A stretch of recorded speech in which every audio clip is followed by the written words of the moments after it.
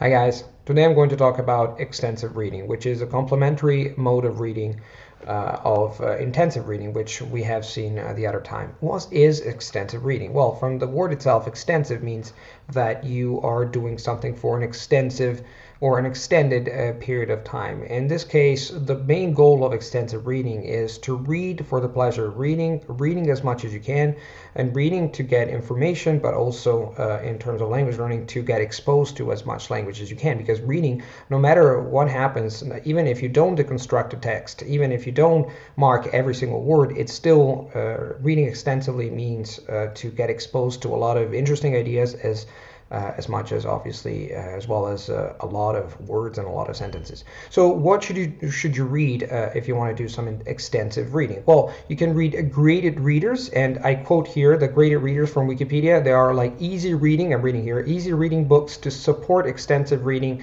the extensive reading approach to teaching and learning foreign languages. You can look it up on Wikipedia. Graded readers are really interesting, and they're built to help language learners to read extensively. Then you can obviously read bilingual books, or you can read monolingual books written for natives, or you can read magazines, or you can read comic books.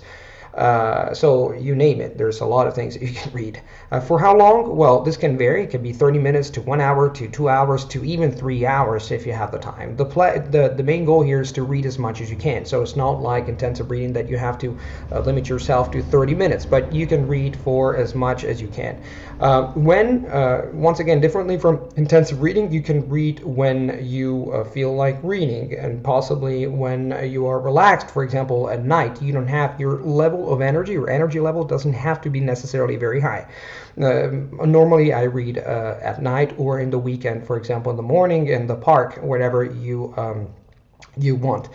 The position of a body is important. You should not be sitting like you do with intensive reading, but you should be relaxed. You can be literally sprawled on the couch or laying on the bed. The important thing is you find a position of the body in which you feel relaxed, you feel comfortable. The level should be the level you're at, or even lower possibly, because this allows you to enjoy the text, to enjoy anything, and without having to look up every single word, or every word every five words or 10 words, so that you can actually enjoy it. Once again, extensive reading is made for the pleasure of reading.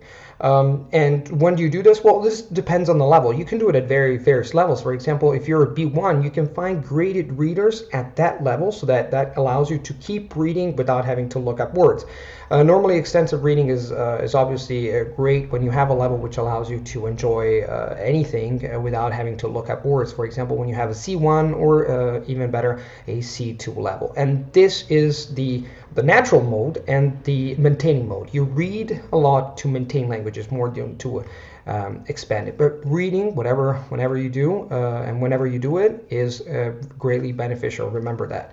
So thank you very much for listening. Once again, my friend Kevin Morehouse and I have written an hopefully awesome article about intensive and extensive reading, and you can find more information on the blog if you click on the link below.